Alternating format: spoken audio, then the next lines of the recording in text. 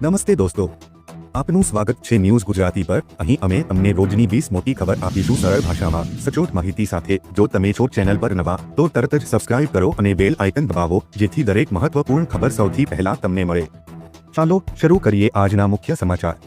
અંબાલાલ પટેલે ફરી વાવાઝોડાની ચોંકાવનારી આગાહી। રાજ્યના ખેડૂતો એક તરફ કમોસમી વરસાદના કારણે ભારે નુકસાન સહન કરી રહ્યા છે, ત્યારે હવામાન નિષ્ણાત અંબાલાલ પટેલે ફરી વાવાઝોડાની ચોંકાવનારી આગાહી કરી છે। બંગાળના ઉપસાગરમાં વધુ એક વાવાઝોડું સર્જાશે। અંબાલાલ પટેલે રાજ્યમાં કાતિલ ઠંડીને લઈ પણ આગાહી કરી છે। તેમનું જણાવ્યા અનુસાર 7 નવેમ્બરથી રાજ્યમાં ઠંડીનો પ્રારંભ થશે, જ્યારે 1 ડિસેમ્બરથી રાજ્યમાં ઠંડા પવનો ફૂંકાશે। 7 નવેમ્બર બાદ દક્ષિણ ભારતમાં ભારે વરસાદનું અનુમાન છે। 18 નવેમ્બર બાદ બંગાળના ઉપસાગરમાં વાવાઝોડું બનવાની સંભાવના છે। અરબ સાગરમાંથી ભેજ ગુજરાત તરફ આવતા 18 થી 24 નવેમ્બર દરમિયાન રાજ્યમાં ફરી માવઠા જેવું હવામાન સર્જાશે। 7,000 કરોડનું રાહત પેકેજ જાહેર થઈ શકે। ઓક્ટોબર માસના અંતે આવેલા કમોસમી વરસાદે ખેડૂતોના ઊભા પાકને વ્યાપક અને ભારે નુકસાન પહોંચાડ્યું છે, જેના પગલે સરકાર દ્વારા ખેડૂતોને અપાનારા રાહત પેકેજની ટૂંક સમયમાં જ જાહેરાત થશે। એક અંદાજ મુજબ આ રાહત પેકેજ 7,000 કરોડ રૂપિયાથી વધુનું હોઈ શકે છે। રાહત પેકેજ અંગે આજે સવારથી જ ગાંધીનગરમાં બેઠકોનો ધમધમાટ ચાલી રહ્યો છે। આ વખતે 249 તાલુકાના 16,387 ગામોમાં પાકનું ધોવાણ થઈ ગયું છે, જેમાં અંદાજિત 10 લાખ હેક્ટર જમીનમાં ઊભો પાક સાફ થઈ ગયો છે। માવઠાના કારણે પ્રાથમિક સર્વેમાં 2,000 કરોડ રૂપિયાની નુકસાનીનો અંદાજ લગાવાયો હતો।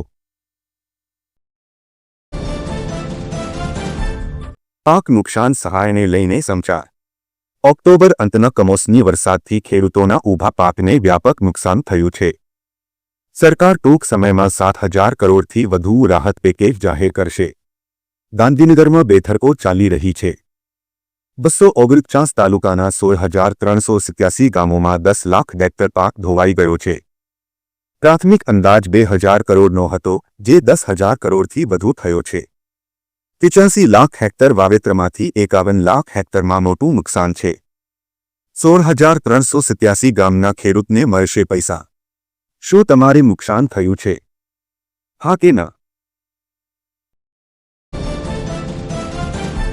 3 કલાક બેઠક, મોટો નિર્ણય લેવાશે।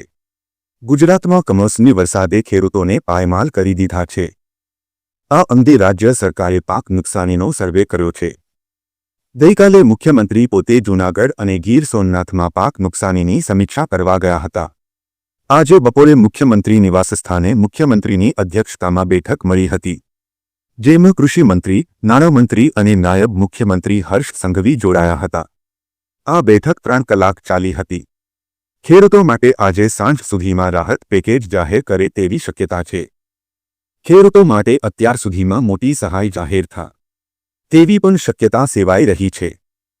આવતીકાલે જાહેર રજા હોવાથી કેબિનેટની બેઠક મળશે નહીં। ખેડૂતોને 12,000 થી 15,000 જેટલી અથવા તેથી વધુ સહાય મળે તેવી સંભાવના છે। ખેડૂતોના આક્રોશ વચ્ચે સરકારનો મોટો નિર્ણય, 200 મણ મગફળી ટેકાના ભાવે ખરીદાશે। ગુજરાતમાં છેલ્લા કેટલાક સમયથી કમોસમી વરસાદ વરસી રહ્યો છે, જેના કારણે પાકોની નુકસાન થયું છે અને ખેડૂતોની ચિંતા વધી છે। ત્યારે ખેડૂતોએ સરકાર પાસે સર્વે વગર જ વળતર ચૂકવવાની માંગ કરી છે।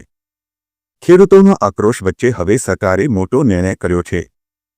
સરકારે હવે 200 મણ મગફળી ટેકાના ભાવે ખરીદવાનો નિર્ણય કર્યો છે। નોંધનીય છે કે પહેલા 70 મણે ખરીદીની જાહેરાતથી ખેડૂતોમાં નારાજગી હતી, ત્યારે ખેડૂતોની એક માંગ સરકારે માની છે। ત્યારે હવે સવાલ ઉઠ્યો છે કે શું પલળેલી મગફળી ટેકાના ભાવે ખરીદાશે? આ તારીખે પીએમ મોદી ફરી 15 દિવસમાં બીજી વખત આવશે ગુજરાત। વડાપ્રધાન નરેન્દ્ર મોદી ફરી એકવાર નર્મદા જિલ્લાની મુલાકાતે આવી રહ્યા છે। આગામી 15મી નવેમ્બરે આદિવાસીઓના ભગવાન ગણાતા બિરસા મુંડાની 150મી જન્મ જયંતિ છે। આ જન્મ જયંતિની ઉજવણીનું લોન્ચિંગ ડેડિયાપાડા ખાતેથી કરવાનું નક્કી થતાં આ કાર્યક્રમમાં વડાપ્રધાન નરેન્દ્ર મોદીના હસ્તે આ ઉજવણીની શરૂઆત થાય તે રીતે આયોજન ગોઠવાઈ રહ્યું છે।